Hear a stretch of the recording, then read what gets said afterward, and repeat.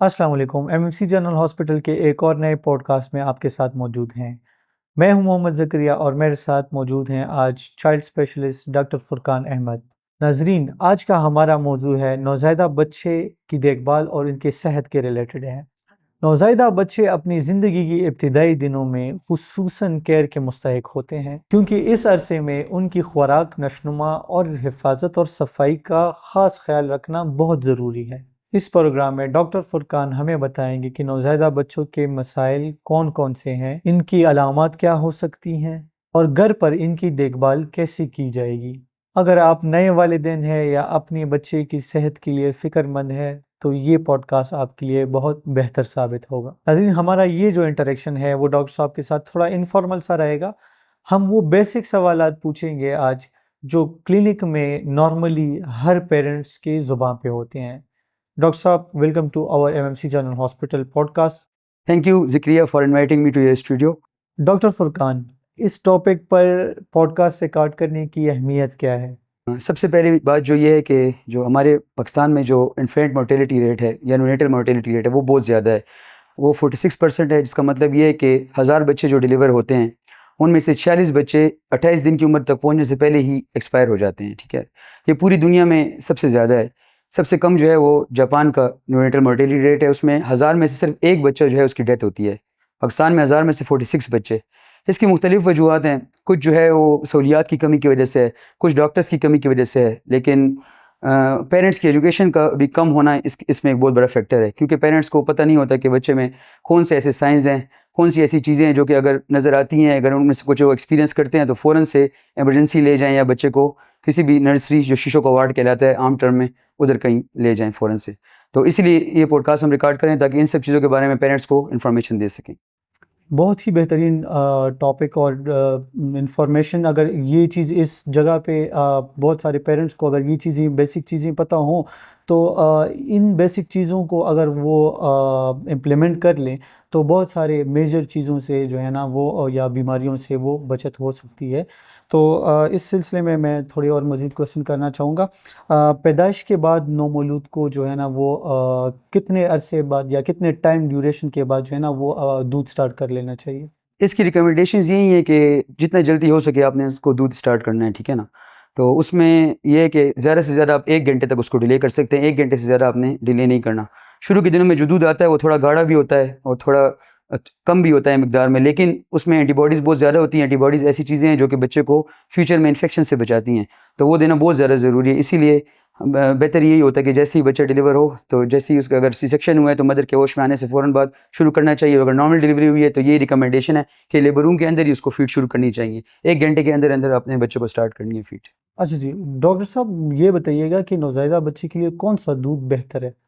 सबसे बेहतर जो दूध है वो बच्चे की जो अपनी माँ है उसका दूध सबसे बेहतर है। ठीक है, जो आम उसमें आप अगर इसका जायज़ा लें, दोनों चीज़ों का कंपैरिजन करें तो जो माँ का दूध होता है उसमें जो प्रोटीन और कार्बोहाइड्रेट्स हैं उनको हज़म करना भी बच्चे के लिए बहुत आसान है। इसके अलावा उसमें एंटीबॉडीज़ होती हैं जो कि बच्चे को इन्फेक्शन से बचाती हैं फ्यूचर में। इसके अलावा कॉस्ट बहुत कम हो जाती है। जो फार्मूला मिल्क है वो बहुत ज़्यादा एक्सपेंसिव है। आम डब्बा भी कम अज़ कम जो है 2000 से कम का नहीं है। ठीक है, और फिर आपने उसको 2 साल तक 1.5 साल तक कम अज़ कम दूध देना ही है। तो बेहतर यही है कि मदर की जो हेल्थ है उसका ख्याल रखा जाए, उसके ऊपर ख़र्चा किया जाए, उसकी डाइट ठीक रखी जाए ताकि ज़्यादा से ज़्यादा मदर मिल्क जनरेट हो, ताकि बच्चे की जो सारी रिक्वायरमेंट है उससे ही पूरी हो जाए। डॉक्टर फुरकान ये बताइएगा कि कैसे पता चलेगा कि माँ का दूध जो है वो बच्चे के लिए काफ़ी है या नहीं? ठीक है, ये बहुत एक इंटरेस्टिंग क्वेश्चन है, क्योंकि ज़्यादातर लोगों को ये पता नहीं होता। तो वो जो है फार्मूला मिल्क शुरू करने या ना करने के यही पॉइंट्स हैं ना। ठीक है, उसमें यह है कि माँ का दूध जो है ज़्यादातर शुरू में दूध थोड़ा कम आता है, लेकिन जैसे जैसे ब्रेस्ट फीडिंग माँ की ज़्यादा होती जाती है, बच्चा ज़्यादा ब्रेस्ट फीडिंग करता है, उस तरह दूध भी जो है वो ज़्यादा बनना शुरू हो जाता है।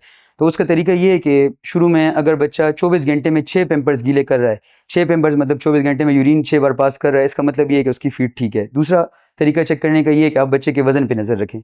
शुरू में बच्चा जो है पहले 2 हफ्ते में वज़न को लॉस करेगा, तो अगर शुरू में उसका वज़न 2.5 kg है, 2.5 किलो जो कि नॉर्मल वज़न है, 2.5 से लेकर 3.2 किलो ये नॉर्मल रेंज है। तो अगर उसका वज़न फॉर एग्जांपल 2.5 kg है तो 14वें दिन पर मतलब 2 हफ्ते के बाद उसका वज़न फिर 2.5 kg ही होगा। लेकिन इसके बाद रोज़ाना 20 से 40 ग्राम उसका वज़न ज़्यादा होना चाहिए। तो फॉर एग्जांपल अगर उसका वज़न 14 दिन पे 2.5 kg है, तो 24 डे पे या 25 डे पे उसका वजन कम से कम 2.7 kg होना चाहिए, जो कि 20 ग्राम पर डे हो गया। तो 20 से 40 ग्राम पर डे नॉर्मल इसकी रिक्वायरमेंट है, जो कि ज़्यादा होना चाहिए। अगर इतना नहीं होता, इसका मतलब है कि फीड ठीक नहीं है, या मतलब दूध कम है, या अगर उसके पैम्पर्स जो है 24 घंटे में 6 पैम्पर नहीं गिरे करता कम से कम, तो इसका मतलब है कि उसकी फीड ठीक नहीं है। तो उसकी पहली एफर्ट यही होनी चाहिए कि माँ के दूध को आप ज़्यादा करने की कोशिश करें। अगर माँ का दूध नाकाफ़ी हो तो दूध बढ़ाने के लिए क्या इक़दाम करने चाहिए? इसमें पहले तो ये कि माँ के ऊपर किसी किस्म की परहेज़ लगाने की ज़रूरत नहीं है। अक्सर लोग परहेज़ शुरू करवा देते हैं, कुछ ख़ास किस्म की डाइट्स उनको दे रहे होते हैं, उसके अलावा कुछ नहीं दे रहे होते, उससे भी दूध कम होने का चांस होता है। तो परहेज़ किसी भी एक सिचुएशन में भी परहेज़ जो है माँ ने नहीं करनी है, ठीक है ना? माँ जितना ज़्यादा माँ की खुराक ठीक होगी, उतना जो है दूध ज़्यादा जनरेट होगा। दूसरी चीज़ ये है कि अब गर्मी का मौसम है, तो इसमें कम से कम जो है ना 24 घंटे में 10 गिलास तक आपने फ्लूइड्स लेने हैं। फ्लूइड्स में सब कुछ आता है, दूध, जूस, यखनी, सूप, लस्सी, सारा कुछ इसमें ही आता है।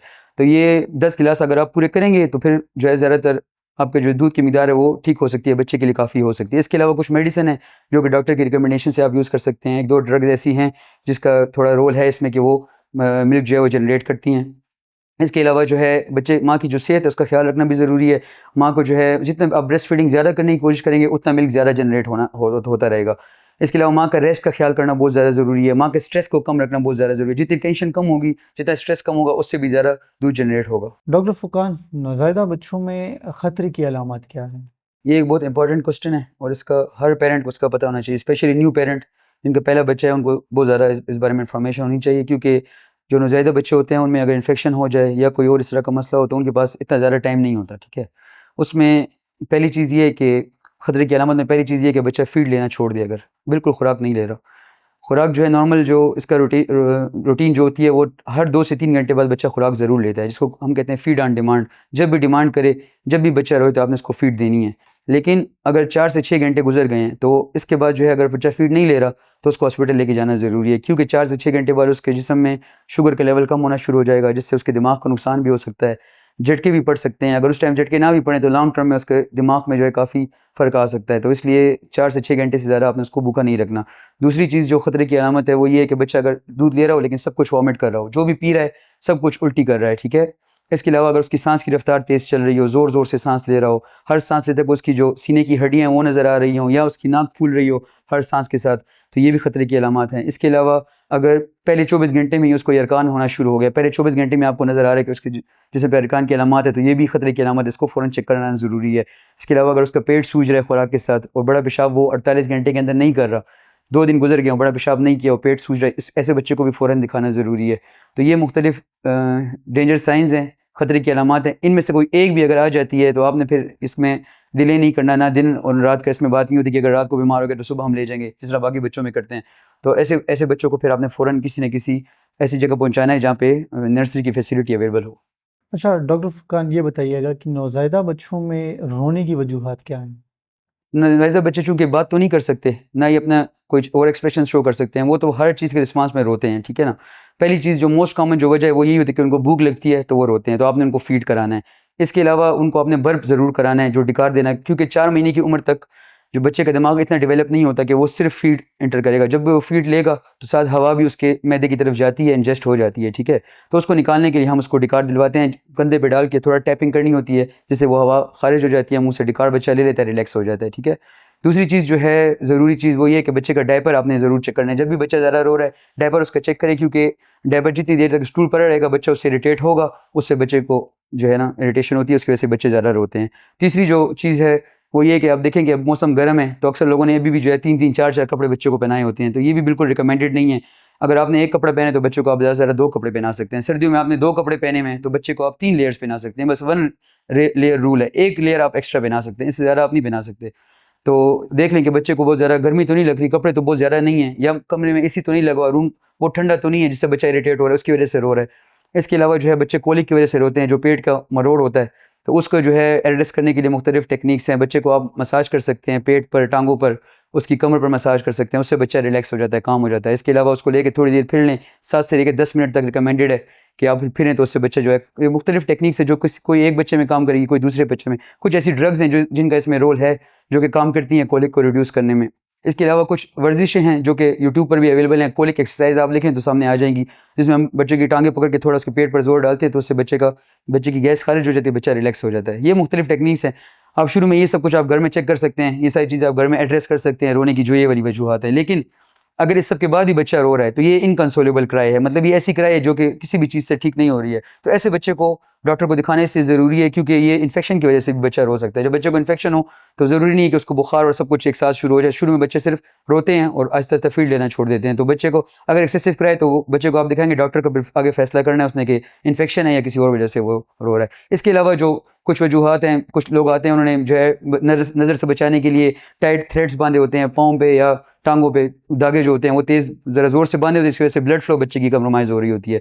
तो उस वजह से बच्चे इरिटेशन की वजह से रोते हैं। कुछ लोगों ने सुरमा बहुत ज़्यादा लगाया होता है। कॉमन जो हमारी कम्युनिटी में चीज़ें वो यही हैं जिसकी वजह से बच्चे रोते हैं। तो इन सब चीज़ों को, कुछ चीज़ें ऐसी हैं जो आप घर में एड्रेस कर सकते हैं, घर में ही उसको आप ठीक कर सकते हैं। कुछ ऐसी हैं जिसमें डॉक्टर को दिखाना ज़रूरी है। अच्छा डॉक्टर फुरकान, ये बताइएगा ये गोल्डन मिनट क्या है? ठीक है, गोल्डन मिनट जो न्यूनेट की लाइफ में जो गोल्डन मिनट है, जो बच्चा पैदा होता है पहला मिनट जो है वो गोल्डन मिनट है। ठीक है, गोल्डन मिनट इसे क्यों कहा जाता है? क्योंकि बच्चा जब माँ के पेट में होता है तो उसको जितनी भी उसकी खुराक है या उसका ऑक्सीजन है सब कुछ माँ के खून से उसको मिल रहा होता है। जब बच्चा उस एनवायरनमेंट से बाहर आता है तो 30 सेकंड से लेकर 1 मिनट के अंदर उसका सांस लेना ज़रूरी है। सांस लेने की ये होती है कि वो रोना शुरू कर देता है। जब वो रोता है तो उसकी सांस खुल जाती है, ऑक्सीजन जो है पूरे जिस्म को सप्लाई होना शुरू हो जाती है, दिमाग को भी ऑक्सीजन पहुँच जाती है। लेकिन अगर 30 सेकंड से लेकर 1 मिनट के अंदर वो रोता नहीं है तो फिर उसको इस बात का बहुत हाई चांस है, जितना टाइम गुजरता जाएगा उतना टाइम उसको दिमाग को ऑक्सीजन की सप्लाई कम रहेगी, उतना ज़्यादा चांस है कि उसको फ्यूचर में उसको जो है दिमागी कमज़ोर बच्चा वो बन सकता है, जिसको हम सीबी चाइल्ड कहते हैं। ठीक है, इसके अलावा जो है जो कॉमन जो मस्त बात है वो यही है कि 10 में से 1 बच्चे को थोड़ी हेल्प की ज़रूरत होती है डिलीवरी के वक्त। 9 बच्चे जो है वो खुद ब खुद सांस ले लेते हैं, लेकिन वो एक बच्चा कोई बच्चा भी हो सकता है। इसीलिए डिलीवरी ऐसी जगह पर करानी चाहिए जहाँ पे ट्रेंड स्टाफ मौजूद हो कि बच्चे को अगर शुरू में सांस लेने में मदद की ज़रूरत है तो वो उसकी हेल्प कर सकें। यूजुअली थोड़ी सी स्टिमुलेशन से, थोड़ा सा ऑक्सीजन की ज़रूरत पड़ती है। बहुत कम बच्चे ऐसे होते हैं जिनको 100 में से 1 बच्चा ऐसा होता है जिसको बहुत ज़्यादा वेंटिलेटर या इन चीज़ों की ज़रूरत बर्थ पे ही पड़ती है, वरना यूजुअली बर्थ पे सिर्फ हल्की सी स्टिमुलेशन की ज़रूरत पड़ती है। तो वो, लेकिन अगर अनफॉर्चुनेटली ऐसी जगह पे हो जहाँ पे कोई ट्रेंड स्टाफ नहीं है और बच्चा क्राई भी नहीं कर रहा और वो उसको मारना शुरू कर देते हैं और कमर पे उसके, आपने वीडियोज़ में अक्सर देखा होगा, तो वो बहुत एक इस तरह की सूरत हाल होती है जिसका फिर फ्यूचर में उसका कोई भी ट्रीटमेंट भी नहीं है, क्योंकि एक बार दिमाग को नुकसान हो जाए तो वो हमेशा के लिए नुकसान हो जाता है। डॉक्टर फुरकान, नौज़ायदा बच्चों में नेपी रैश से बचाव कैसे करें? अच्छा, इसका एक ही बात ये है कि जब भी बच्चे ने स्टूल पास कर लिया है, बड़ा पेशाब उसने कर लिया, तो आपने उसको जल्दी चेंज करना है। जितनी देर वो पड़ा रहेगा उतना ज़्यादा चांस है कि इस बच्चे को रैश पड़ सकता है। तो एक तो ये चीज़ करना बहुत ज़्यादा ज़रूरी है। दूसरा ये कि जब आपने अच्छी तरह उसको साफ़ कर लिया है उसके बाद आपने उसको ड्राई करना है, अच्छी तरह उसको खुश्क कर लेना है। जब आपने खुश्क कर लिया उसके बाद क्रीम्स मिलती हैं मुख्तलिफ, जिंक ऑक्साइड, जिस भी क्रीम में जिंक ऑक्साइड मौजूद हो तो वो आपने अप्लाई करनी है। उसका कोई साइड इफेक्ट भी नहीं है और उससे ये होता है कि बच्चे की जो स्किन है और बच्चे का जो पैम्पर है उसके बीच में एक लेयर बन जाती है, उसकी वजह से वो दोनों टच नहीं होते, तो जिसकी वजह से रैश पड़ने के चांसेस जो है वो काफ़ी कम हो जाते हैं। अच्छा डॉक्टर फुरकान, ये बताइएगा कि नौज़ायदा बच्चों को यरकान के लिए फॉलो अप कब करना चाहिए? ठीक है, ये एक बहुत इंपॉर्टेंट सवाल है क्योंकि यरकान का, अगर यरकान बढ़ जाता है एक ख़ास लेवल से और टाइम पे उसका इलाज नहीं होता तो वो बच्चे के दिमाग को नुकसान पहुंचा सकता है। एक बार दिमाग को नुकसान हो जाए तो फिर आप उसको कोई कितना भी इलाज करते रहें कोई फ़ायदा उसका नहीं होता। तो यरकान के लिए यूजुअली कुछ इसमें ऐसी बातें हैं कि कुछ बच्चे होते हैं जो कि प्री मैच्योर होते हैं या उनकी मदर का ब्लड ग्रुप नेगेटिव होता है या उनमें कोई और इन्फेक्शन की अलामत होती हैं, तो ऐसे बच्चों को तो ज़रा जल्दी फॉलो करते हैं, 48 घंटे के अंदर ही उनका फॉलो होना चाहिए। और जो बच्चे बिल्कुल सेहतमंद हैं, मदर का ब्लड ग्रुप भी पॉजिटिव है, मतलब नेगेटिव नहीं है, और कोई एबीओ इनकम्पेटिबिलिटी एक और मसला है जो कि ब्लड ग्रुपिंग का मसला है, वो अगर वो वाला मसला भी नहीं है, बच्चा प्री मैच्योर भी नहीं है और कोई इन्फेक्शन की अलामत भी नहीं है, बिल्कुल हेल्दी चाइल्ड है, तो उसको फिर 72 घंटे के बाद, मतलब 3 दिनों के बाद उसको जॉन्डिस के लिए डॉक्टर को चेक कराना ज़रूरी है। डॉक्टर फुरकान, ये बताइएगा नौज़ायदा बच्चे की माँ को अगर हेपेटाइटिस बी या सी है तो इस ड्यूरेशन में हमें क्या करना चाहिए? हेपेटाइटिस बी वाली जो मदर्स होती हैं उनके बच्चे को आपने 12 घंटे के अंदर, पैदाइश के 12 घंटे के अंदर अंदर आपने उसको हेपेटाइटिस बी की वैक्सीन भी लगानी है और हेपेटाइटिस बी की इम्यूनोग्लोबुलिन भी लगानी है। ये दोनों चीज़ें हर जगह, हर बड़ी जगह पे अवेलेबल हैं, हर बड़ी फार्मेसी में भी ये अवेलेबल होती हैं, कोई ऐसी रेयर चीज़ नहीं है। लेकिन जो बच्चे गाँव में डिलीवर हो रहे होते हैं या कि पेरिफेरी में डिलीवर हो रहे थे और वहाँ पर ये चीज़ अवेलेबल नहीं है, तो उनको ज़रूर किसी ऐसी जगह 12 घंटे में पहुँचाना चाहिए ताकि बच्चे को हेपेटाइटिस बी लगने के चांसेस कम से कम हो जाएँ। जहाँ तक हेपेटाइटिस सी का सवाल है तो उसकी कोई वैक्सीन अवेलेबल नहीं है, लेकिन हेपेटाइटिस सी के लिए बस ये कि बच्चों को हम फॉलो करते हैं, कुछ अर्से बाद उसकी कुछ इन्वेस्टिगेशन टेस्ट कराने होते हैं ताकि पता चले कि बच्चे में कोई इस तरह का जरासीम हेपेटाइटिस सी के मौजूद है जो माँ में थे या नहीं। अच्छा डॉक्टर साहब, ये नौज़ायदा बच्चे कि माँ अगर हेपेटाइटिस बी या सी का शिकार हो तो क्या उस बच्चे को दूध पिलाया जा सकता है? बिल्कुल ऐसी कोई पाबंदी नहीं है। बहुत रेयर कोई ऐसी बीमारी हैं, एक दो ऐसी बीमारी हैं जिनमें बच्चे को माँ का दूध देना अलाउड नहीं है, वरना कॉमनली कोई भी ऐसी बीमारी नहीं है। हेपेटाइटिस बी में भी दे सकते हैं, हेपेटाइटिस सी में भी दे सकते हैं। एक बीमारी है गैलेक्टोसीमिया जो कि बहुत रेयर है, इतने कॉमन नहीं है, और उसमें जो है सिर्फ नहीं देना होता। इसके अलावा कुछ और इन्फेक्शस डिजीज हैं जिनमें नहीं देना होता, वरना आप माँ का दूध किसी भी सूरत में बंद नहीं करना। माँ का दूध हर सूरत में हम देते हैं। अच्छा डॉक्टर साहब, क्या हम नौज़ायदा बच्चों में जो फिसिफायर बोलते हैं, कुछ चूशनी बोलते हैं, तो क्या वो हम इस्तेमाल कर सकते हैं? नौज़ायदा बच्चों में से जो माँ के दूध पर होते हैं उनमें तो नहीं रिकमेंडेड पहले महीने में कि आप उसको चूसनी दें, ठीक है। उसमें यह है कि चूसनी अगर आप उसको देंगे तो नौज़ायदा बच्चे की जो हैबिट बन रही होती है ब्रेस्ट फीडिंग की, जो दूध वो ले रहा होता है, उसकी आदत जो है वो फिर ठीक नहीं बनती। तो इसलिए पहले महीने में तो ये नहीं रिकमेंडेड। जो बच्चे फार्मूला मिल्क पे हो किसी मजबूरी की वजह से, तो उनको आप दे सकते हैं, लेकिन इसकी रिकमेंडेशन ये है कि यूजुअली 1 महीने के बाद आप इसको दें, क्योंकि कुछ एक बीमारी है जिसको बहुत रेयर है, सिड्स कहते हैं उसको, सडन इन्फेंट डेथ सिंड्रोम, जिसमें अचानक बच्चे की वफात हो जाती है। तो वो उस बीमारी को प्रिवेंट करने में जो है ना चूसनी का रोल है, पेसिफायर का रोल है। 6 महीने की उम्र तक आप उसको दे सकते हैं, ठीक है। 6 महीने के बाद आपने उसको फिर भी टैपर करना है। 6 महीने से लेके 1 साल की उम्र तक आहिस्ता आहिस्ता उसको आपने कम करना है, और फिर इसकी आदत को ख़त्म करना है, क्योंकि जब दांत निकलना शुरू होंगे और उसके बाद ये बच्चा चूसनी लेता रहेगा और उसकी दांत की पोजीशन भी ठीक नहीं रहती। इसके अलावा चूसनी चूँकि साफ़ करना बार बार बहुत मुश्किल काम होता है पेरेंट्स के लिए, तो वो बार बार इन्फेक्शन होता रहता है। कभी बच्चे का पेट ख़राब है, कभी सीना ख़राब है, तो इन्फेक्शन का एक सोर्स तो ये है। इसलिए ज़्यादातर पीडियाट्रिशियंस रिकमेंड नहीं करते, लेकिन ये गाइडलाइन उसके बारे में यही है। अच्छा डॉक्टर साहब, इसके बारे में ज़रा गाइड कीजिएगा, क्योंकि अक्सर हमने सुना है कि जिस कमरे में नौज़ायदा बच्चा हो तो उस कमरे में जो है ना, क्या ये पंखा ना लगाएं, तो इसके बारे में क्या, या ये कोई मिथ है? ठीक है, इसमें ये है कि पंखा आप लगा सकते हैं, एसी भी आप लगा सकते हैं, ऐसी कोई पाबंदी इसमें नहीं है, लेकिन टेम्परेचर जो है वो आपने मेंटेन रखना है, क्योंकि छोटे बच्चे के लिए अपना टेम्परेचर मेंटेन करना मुश्किल होता है। उसकी स्किन जो है वो अडल्ट से काफ़ी डिफरेंट होती है। तो उसमें ये है कि आप एसी अगर लगा रहे हैं तो 26 से ऊपर आपने लगाना है, 26 से ऊपर आपने उसको रखना है, और एसी की हवा के बिल्कुल नीचे आपने नहीं लिटाना, साइड पे आप लिटा सकते हैं। पंखा भी अगर लगा रहे हैं तो पंखे के बिल्कुल नीचे ना लिटाएं, साइड पे लिटाएं, ताकि उसको इसके समय कोई, बाकी इस पर कोई पाबंदी नहीं है। अच्छा डॉक्टर साहब, नौज़ायदा बच्चे में इसका पहला बड़ा पेशाब, छोटा पेशाब, इसका दौरानिया कितना है? ठीक है, ये एक बहुत इंपॉर्टेंट सवाल है। कुछ दिन पहले इस तरह का एक पेशेंट भी हमारे पास आया था, जिसको गांव से इसलिए रेफ़र किया गया था कि इसको जो है, उन्होंने कहा कि इसको छोटे पेशाब का पाइप पास करना पड़ेगा, क्योंकि उसके 18 घंटे हो चुके थे, उसने यूरिन पास नहीं किया। तो पेरेंट्स बहुत ज़्यादा वरीड भी थे। खैर उनको फिर हमने जब रिएश्योर किया, सारा उनको समझाया कि ये एक नॉर्मल बात है, 24 घंटे तक हम इंतज़ार कर सकते हैं। फिर उसको ऑब्जर्व कर लिया हमने थोड़ी देर, 1-2 घंटे बाद उसने यूरिन पास भी कर लिया। तो इसमें नॉर्मल जो ड्यूरेशन है छोटे पेशाब पास करने का, वो 12 से लेकर 24 घंटे, 12 से 24 घंटे में पेशाब पास करना, छोटा पेशाब करना नॉर्मल बात है, इतना आप वेट कर सकते हैं। और जो बड़ा पेशाब है उसके लिए आप 48 घंटे तक भी इंतजार कर सकते हैं। 48 घंटे तक ये एक नॉर्मल बात है। लेकिन अगर बच्चे का पेट ना सूज रहा हो, बच्चा उल्टियाँ ना कर रहा हो, फीड बिल्कुल ठीक से ले रहा हो, एक्टिव हो, तो फिर आप 48 घंटे इंतजार कर सकते हैं। अगर 48 घंटे से ज़्यादा गुजर गए हैं तो फिर डॉक्टर को चेक कराना भी ज़रूरी है, क्योंकि कुछ बीमारियाँ हैं ऐसी आंतों की बीमारियाँ हैं, तो जिनके लिए फिर चेकअप होना ज़रूरी है, जिनके लिए इन्वेस्टिगेशन करना ज़रूरी है। अच्छा डॉक्टर साहब, वैक्सीनेशन तो ज़रूरी है, लेकिन क्या पैदाइश के बाद जो है कोई वैक्सीनेशन के अलावा कोई और इस तरह के इंजेक्शन हैं जो लेना ज़रूरी है? बिल्कुल, जो विटामिन के का इंजेक्शन है वो आपको बर्थ पे सब बच्चों को देना चाहिए। जितने भी अच्छे सेंटर्स हैं हमारे हॉस्पिटल में भी, फ़ौरन से जितने बच्चे भी डिलीवर होते हैं सबको विटामिन के ज़रूर लगाया जाता है। विटामिन के जो है ये न्यू बॉर्न्स में जो नवज़ायदा बच्चे होते हैं उसमें इसकी जो लेवल है वो काफ़ी कम होता है।